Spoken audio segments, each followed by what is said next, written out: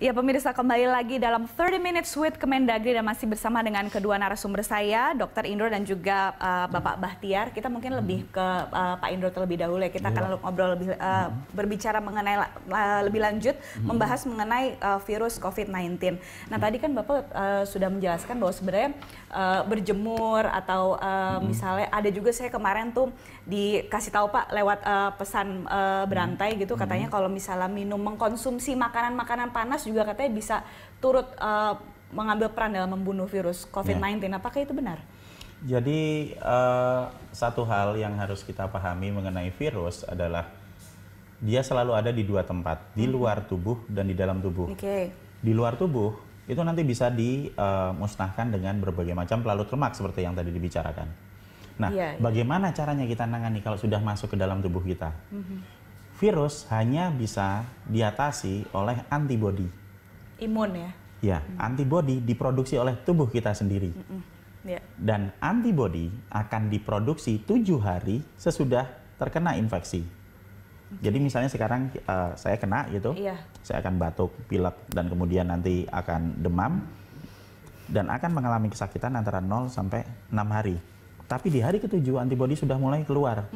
Dan produksi akan mencapai maksimal di hari ke-14. Sehingga itu yang terjadi kenapa di hari ke-14 banyak orang yang sembuh. Makanya mungkin self quarantine juga sebanyak 14 hari juga. Betul, pasien bisa lebih. Iya, pasien nomor 1, 2, 3 itu masuk dalam kondisi positif. 16 hari kemudian mereka kembali ke rumah sehat. Dan menjadi negatif. Dan sekarang pertanyaannya, apakah apa yang bisa kita gunakan untuk menaikkan antibodi kita, kan gitu? Iya, betul. Yang paling utama adalah vitamin E dan vitamin C, karena dua vitamin itu akan bisa dipakai untuk menaikkan proses produksi antibodi. Nah, ada juga hal-hal yang lain yang bisa dipakai untuk membantu supaya stamina tubuh kita kuat, sehingga proses pembentukan antibodi bisa menjadi lebih efektif. Misalnya, mau pakai tadi apa, minuman yang untuk menghangatkan bisa, mau pakai jamu bisa. Apapun yang bisa dipakai untuk menyegarkan tubuh dan menyehatkan tubuh, semua bisa dipakai untuk menaikkan stamina kita sehingga produksi antibodi menjadi maksimal. Tapi jangan lupa tetap konsumsi vitamin E dan C. Jadi pakai jamu tetap vitamin. Dan olahraga mungkin Pak? Olahraga sangat-sangat berpengaruh, apalagi kalau dilakukan pas pada saat pagi hari. Memang sekarang ada social distancing gitu kan, maksudnya kita jadi kalau berolahraga nggak bisa berada di tempat yang terlalu rapat. Tapi kan kita ada halaman rumah, dan kita bisa sambil berjemur, dan juga sinar matahari itu akan mengurangi kemampuan virus untuk bertahan hidup, termasuk suhu. Sehingga jika kita sering terpapar sinar matahari, maka virusnya akan berkurang. Rumah yang biasanya gelap, kalau bisa kita buka jendelanya, sinar matahari masuk, itu akan sangat membantu mengurangi paparan virus. Baik. Nah, untuk waktu berjemur sendiri Pak, di bawah sinar matahari itu paling bagus sebenarnya pukul berapa? Ultraviolet. Ultraviolet. Kalau yang biasa kita lakukan itu biasanya kita berolahraga kan di pagi hari. Jam 9, antara jam 9 sampai jam 10. Saya pikir itu waktu-waktu yang paling efektif untuk kita berolahraga. Apakah kita nggak bisa berolahraga di waktu siang? Ya bisa aja. Tapi nanti kepanasan banget gitu kan. Iya, pasti. Iya, jadi paling bagus sebenarnya begitu ya Pak, pukul 9 sampai pukul 10 begitu. Baik. Dari Pak Bahtiar sendiri. Dari identifikasi yang disampaikan oleh beliau tadi, Dr. Indro, virus itu tempatnya 2, di dalam tubuh dan di luar. Maka dari sisi kebijakan publik penanganannya juga 2. Terhadap virus yang terbang-terbang yang di luar tubuh manusia ini, yang mungkin nempel di ruangan-ruangan kita segala macam. Nah, itu harus dimatikan. Matikannya apa? Dengan tadi alat-alat, terus bahan-bahan yang bisa mematikan dia. Gitu. Nah, termasuk mungkin bahan-bahan dari alam.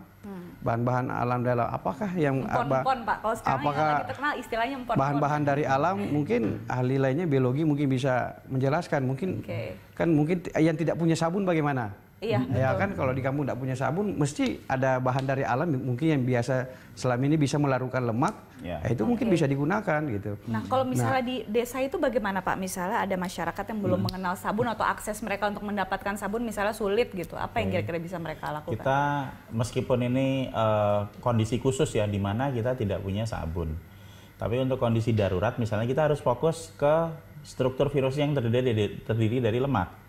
Apapun yang bisa dipakai untuk melarutkan lemak akan bisa dipakai. Misalnya apa? Jeruk nipis bisa, itu melarutkan lemak. Oke. Kita bisa pakai dalam kondisi darurat. Tapi kalau seandainya kita ada di perkotaan, sabun ya. Ada Indomaret ya kita pakai sabun aja. Atau antiseptik gitu. Ya. Maka Bella dari sisi kebijakan publiknya berarti penyemprotan disinfektan itu kita lakukan terutama kepada benda-benda atau tempat-tempat yang tidak terkena sinar matahari. Karena kalau misalnya gedung kita terkena sinar matahari, kan gedungnya sendiri udah oleh sinar ultraviolet sinar matahari udah matikan, terutama ruangan-ruangan yang gelap. Nah, mungkin beliau bisa nanti jelaskan sifat-sifatnya. Jadi memang lebih difokuskan ke kalau ruangan misalnya yang tidak terkena sinar kamu semprot matahari. jalanan misalnya, lalu jalanan itu kena Kalau sinar panas matahari kan, gitu. Nanti tanya Pak Indro gitu. Jadi mungkin nggak mungkin juga disinfektan semua itu jalanan itu, berapa panjang ratusan kilometer kan? Banyak tapi Pak. Iya banyak artinya. Makanya disitulah penting mengenalnya si virus ini adanya di mana dan dalam seperti apa. Kalau beliau penjelasannya bahwa memang dia sukanya tempat yang dingin, yang gelap, yang jorok, misalnya basah. Artinya kita fokus ke tempat-tempat dan benda-benda yang itu, yang misalnya yang sehari-hari kita pakai, mungkin alat makan, alat rumah tangga dan seterusnya, ruangan tempat tidur kita, atau ruang kerja kita gitu. Ya kalau dinding gedung kan udah kena sinar matahari itu. Iya betul. Jadi seharusnya virusnya bisa mati sendiri tahu ya. Itu, ya gitu. Baik. Oke baik. Pak Bahtiar, Pak Indro, kita harus rehat dulu. Nanti kita akan lanjut lagi setelah yang satu ini ya. Baik pemirsa, 30 Minutes with Kemendagri akan kembali sesaat lagi setelah pesan-pesan berikut ini.